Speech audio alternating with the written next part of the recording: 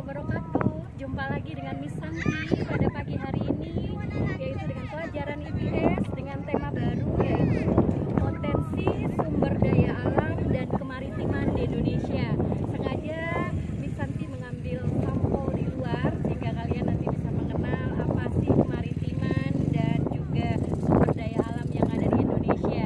Oke, baik anak-anak, sebelum belajar kita berdoa dulu ya. Semangat pagi. Assalamualaikum.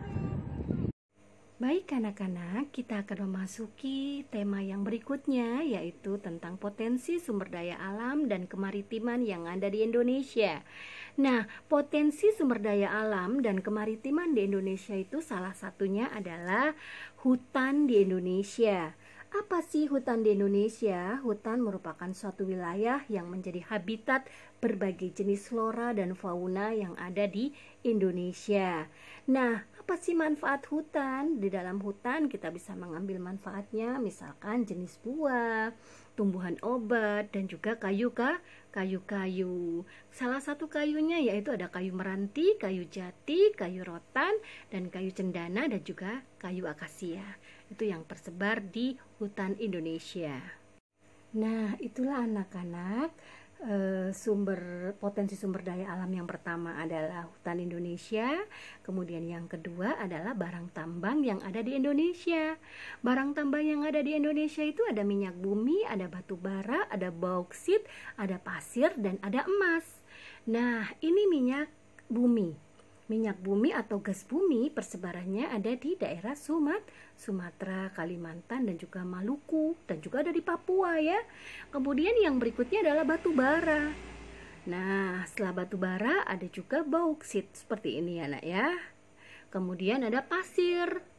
Yang berikutnya juga ada emas. Itu adalah barang tambang yang ada di Indonesia. Barang tersebut memiliki fungsi dan manfaat masing-masing. Baik, yang selanjutnya adalah, nah anak-anakku, kalau tadi kita sudah membicarakan tentang potensi sumber daya alam berupa hutan dan barang tambang, yang berikutnya adalah potensi kemaritiman. Potensi kemaritiman ini yang pertama adalah perikanan. Apa sih perikanan? Perikanan merupakan salah satu sektor yang menguntungkan jika dikelola secara optimal. Kenapa begitu? Karena Indonesia itu dikelilingi oleh laut, dikelilingi oleh air.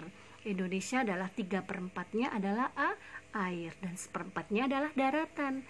Dengan begitu Indonesia kaya akan hasil laut, yaitu perikanan. Kita akan membahas tentang hutan mangrove. Nah, hutan mangrove itu apa sih? Nah, hutan mangrove itu adalah sebagian besar yang ada di Indonesia. Contohnya adalah ini ya nak ya.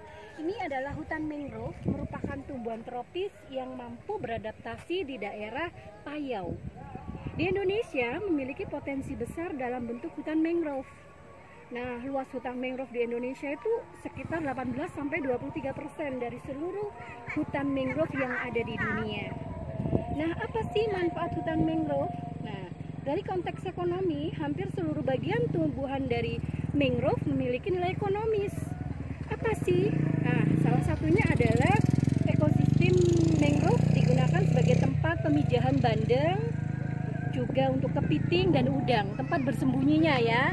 Jadi, kepiting sama udang itu bersembunyi di sela-sela ini, di akar, namanya akar tunjang ya, yang ada di hutan mangrove. Oke, nah anak-anakku sekalian, selain daripada itu aspek ekologi yang ada, apalagi daripada hutan mangrove tadi, yang pertama yaitu mengurangi laju gelombang tsunami.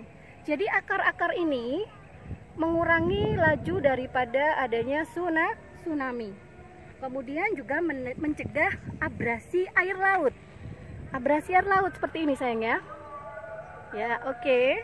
Kemudian juga dan intrusi air laut juga untuk menahan gelombang yang tinggi. Nah, oke, kita lihat ya. Nah, adanya hutan mangrove itu menahan gelombang yang tinggi sehingga air laut tidak ke daratan. Kemudian apalagi manfaatnya untuk menyerap karbon di udara. Baik anak-anak, itulah manfaat dari hutan mangrove. Dan di Bangkalan sendiri hutan mangrove-nya ada. tepatnya di Pantai Sembilangan. Oke, terima kasih. Baik, yang berikutnya adalah terumbu karang, merupakan potensi kemaritiman yang ada di Indonesia. Bagus kan? Cantik kan? Nah, ini adalah terumbu karang. Bagaimana proses terbentuknya terumbu karang? Nanti akan ada tugas ya. Kemudian, apa saja penyusun daripada terumbu karang dan juga terumbu karang tersebut tumbuh secara tidak merata di Indonesia. Kenapa? Nanti akan menjadi tugas yang berikutnya ya. Oke. Yang berikutnya adalah garam. Garam merupakan suatu zat yang berbentuk padat dan kristal berwarna putih, berasal dari hasil penguapan air laut. Kemudian yang berikutnya adalah pariwisata. Nah, untuk pariwisata, untuk faktor kemaritiman sangat memegang potensi yang sangat besar. Nah, yang bisa ambil contoh adalah pariwisata yang ada di Bangkalan, yaitu di Tanjung Bumi, yaitu Pantai Biru. Dan kemudian ada juga yang Miss ambil dari Bangkalan sendiri, yaitu tentang mercusuar, ya, murah meriah. Ini tentang mercusuar. Nah, anak-anakku semua, ini adalah pariwisata. Miss mengambil contoh pariwisata yang ada di Bangkalan.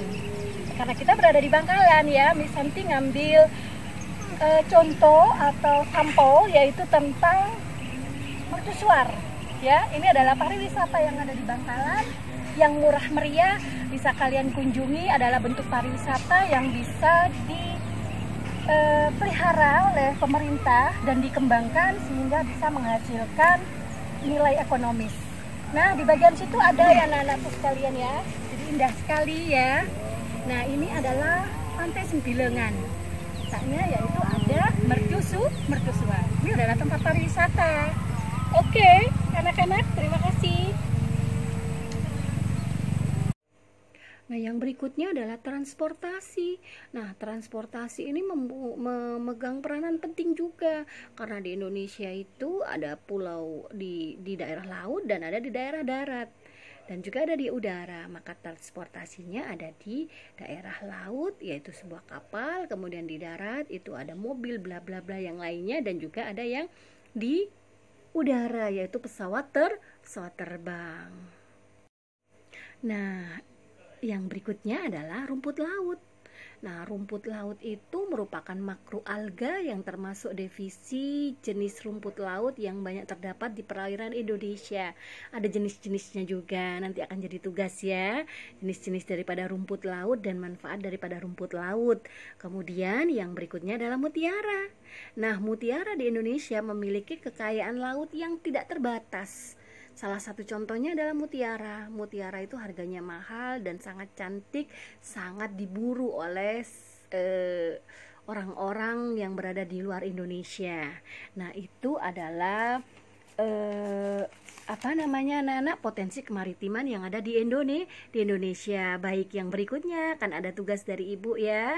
Ayo diperhatikan tugasnya. Oke, terima kasih.